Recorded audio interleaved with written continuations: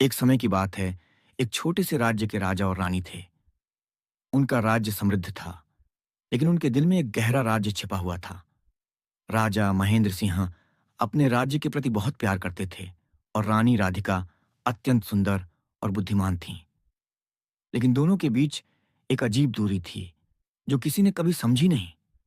राजा महेंद्र सिंह को हमेशा अपनी रानी से कुछ दूर-दूर रहने का एहसास था और रानी राधिका को भी ऐसा ही लगता था।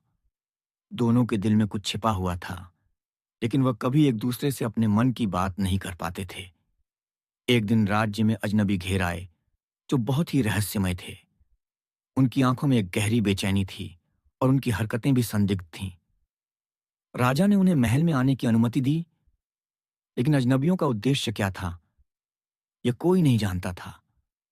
रानी राधिका ने एक रात उन अजनबियों को महल के भीतर एक गोपनीय बैठक में देखा। उसने महसूस किया कि कुछ गड़बड़ है और उसने चुपके से सुना। वह जानकर चौंकी कि अजनबी राजा से बहुत गहरा कनेक्शन रखते थे।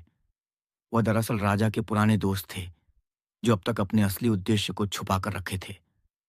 रानी ने राजा से बात की, लेकिन राजा ने हमेशा इसे नजरअंदाज किया। वह नहीं चाहता था कि कोई उनके पुराने रहस्यों को जान सके।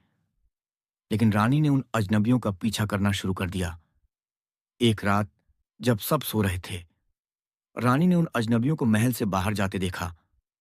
वह चुपके से उनके पीछे चल पड़ी। गहरी रात में वह अजनबियों तक पहुंच गई और वहां उसने एक बड़ा राज खोज लिया।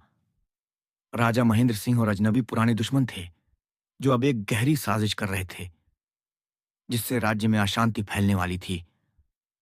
रानी ने सब कुछ राजा से कह दिया और अंत में राजा को सच्चाई का सामना करना पड़ा।